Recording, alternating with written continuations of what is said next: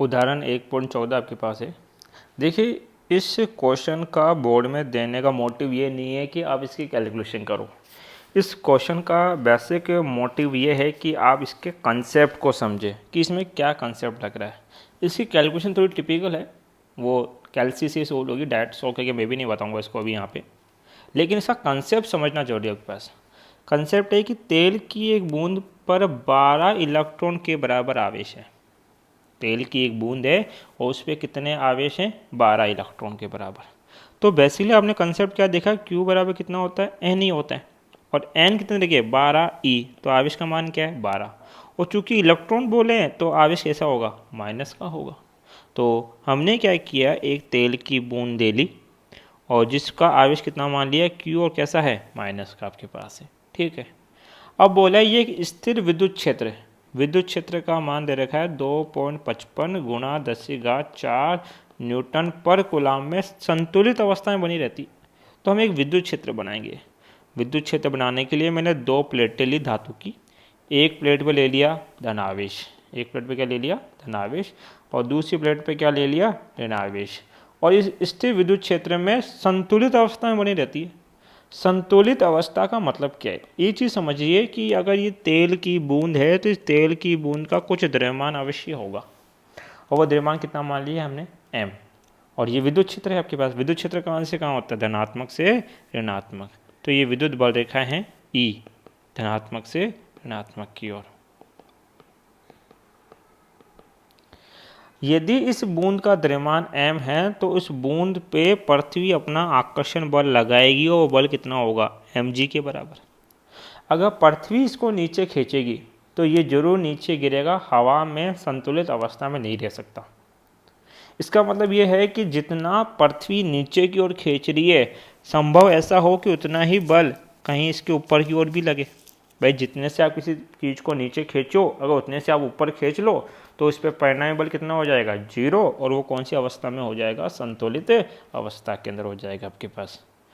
तो हमने बोला कि वो बल कौन सा होगा। आपने कंसेप्ट क्या पढ़ा कि अगर मान लीजिए कोई विद्युत क्षेत्र E है, उसमें आवेश Q रखा हो, तो ये Q आवेश उस विद्युत क्षेत्र की उपस्थिति के कारण अपने ऊपर बल अनुभव करता है, कितना? QE।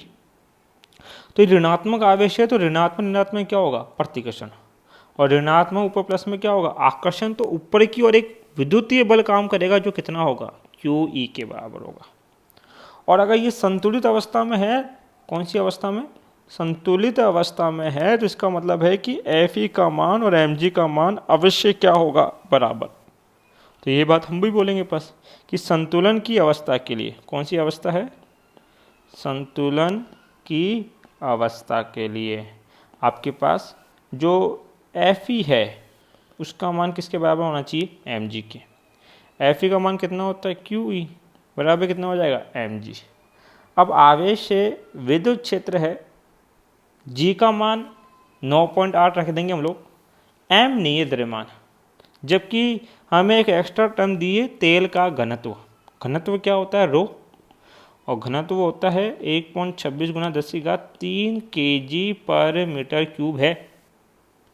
तो हमसे बूंद की त्रिज्या ज्ञात करवाना चाहता है कि इस जो तेल की बूंद जो गोलाकार है उसकी त्रिज्या कितनी होगी। तो हमने जो कॉन्सेप्ट बनाया है उसमें कौन सा डेटा मिस है? द्रव्यमान। तो एक एक्स्ट्रा डेटा है घनत्व, उसको यूज करेंगे। तो घनत्व क्या होता है? द्रव्यमान बट्टा आयतन। और तेल के बूंद का आकार कैसा है? गोला। और गोले का आयतन कितना होता है? 4/3 πr³। तो रो बराबर कितना हो जाएगा? m बट्टे में 4/3 πr³।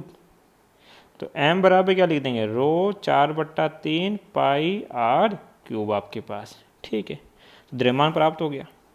तो Q का मान कितना दे रखा है? 12E के बराबर है। विद्युत क्षेत्र E है। M का मान कितना आ गया? रो 4/3 πr³ और G का मान G। यहाँ से r³ को अकेला रखो, बाकी सारे टर्म उधर ट्रांसफर कर दो।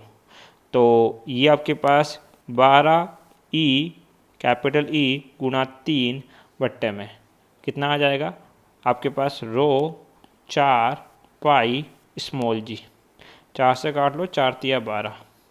अब कितना हो जाएगा? 3 तिया 9 ई बट्टे में रो पाई जी किसके बराबर है, आर क्यूब के बराबर है।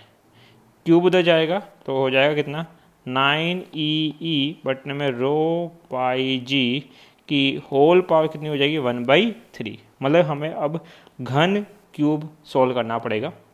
9 का मान 9 होता है, ई का मान 1.6 10⁻−19 है। विद्युत क्षेत्र का मान देगा 2.55 10⁻4।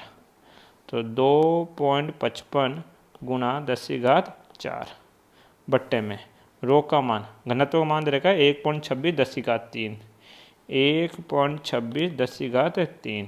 पाई का मान 3.14 और जी का मान 9.8 और इसका घन सोल्व करेंगे 1/3। सिंपलीफाई करेंगे तो आंसर कितना आ जाएगा, 9.8 10⁻⁻7 मीटर। ये क्या आई, उस तेल के बूंद की त्रिज्या। तो इसका यहाँ तक का कंसेप्ट आना चाहिए आपके पास। जरूरी नहीं है कि बोर्ड के अंदर इस टाइप की कॉम्प्लिकेटेड कैलकुलेशन का क्वेश्चन आए, बट इस कंसेप्ट के साथ वो आपको इजी कैलकुलेशन दे के ये क्वेश्चन सोल्व करवा सकता है। Thank you.